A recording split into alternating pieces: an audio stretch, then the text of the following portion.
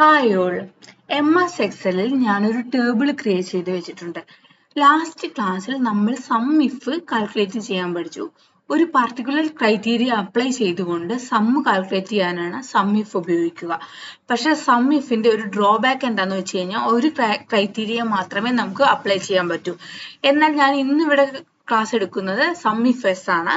Some if എസിന്റെ പ്രത്യേകത എന്തെന്ന് വെച്ച് കഴിഞ്ഞാൽ ഒന്നിൽ കൂടുതൽ ക്രൈറ്റീരിയ അപ്ലൈ ചെയ്തുകൊണ്ട് നമുക്ക് സം കാൽക്കുലേറ്റ് ചെയ്യാനാണ് സം ഇഫ് എസ് ഉപയോഗിക്കുന്നത്. ഉദാഹരണം ഇവിടെ നമുക്ക് വേണ്ടത് സാംസങ് എന്ന ബ്രാൻഡിന്റെ ബാംഗ്ലൂർ സിറ്റിയിലുള്ള ക്വാണ്ടിറ്റി ആണ്.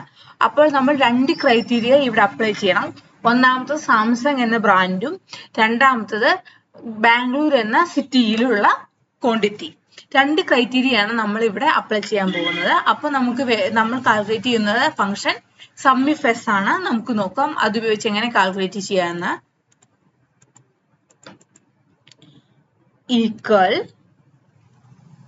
Some if S bracket open ചെയ്യുക. താഴത്തെ അതിന്റെ സിന്റാക്സ് വന്നിട്ടുണ്ട്. ഫസ്റ്റ് സെലക്ട് ചെയ്യേണ്ടത് സം റേഞ്ച് ആണ്. സം റേഞ്ച് എന്ന് പറയുന്നത് ക്വാണ്ടിറ്റി ആണ്.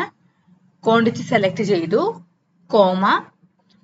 ക്രൈറ്റീരിയ റേഞ്ച് 1 ആണ് നെക്സ്റ്റ് സെലക്ട് ചെയ്യേണ്ടത്. അത് ബ്രാൻഡ് എന്ന കോളമാണ്. സെലക്ട് ചെയ്തു. മൂന്നാമതായി ക്രൈറ്റീരിയ ആണ്. ക്രൈറ്റീരിയ 1 ആണ്. അത് സാംസങ് ആണ്. സെലക്ട് ചെയ്തു. നാലാമതായി വരുന്നത് ക്രൈറ്റീരിയ റേഞ്ച് 2. രണ്ടാമത്തെ ക്രൈറ്റീരിയ എന്ന് പറയുന്നത് ബാംഗ്ലൂർ സിറ്റി ആണ്. അപ്പോൾ അതുള്ള കോളമായ സിറ്റി സെലക്ട് ചെയ്തു. നാലാമതായി ക്രൈറ്റീരിയ 2 ആണ്. അത് ബാംഗ്ലൂർ ആണ്. അതും സെലക്ട് ചെയ്തു. ബ്രാക്കറ്റ് ക്ലോസ് ചെയ്തു, എന്റർ അമർത്തി. അപ്പോൾ സാംസങ് എന്ന ബ്രാൻഡിന്റെ ബാംഗ്ലൂർ സിറ്റിയിലുള്ള ക്വാണ്ടിറ്റി നമുക്ക് കിട്ടി. അത് 100 ആണ്. ഒന്നിൽ കൂടുതൽ ക്രൈറ്റീരിയ ഉപയോഗിക്കാനാണ് നമ്മൾ സം ഇഫ് എസ് ഫംഗ്ഷൻ ഉപയോഗിക്കുന്നത്. Thank you.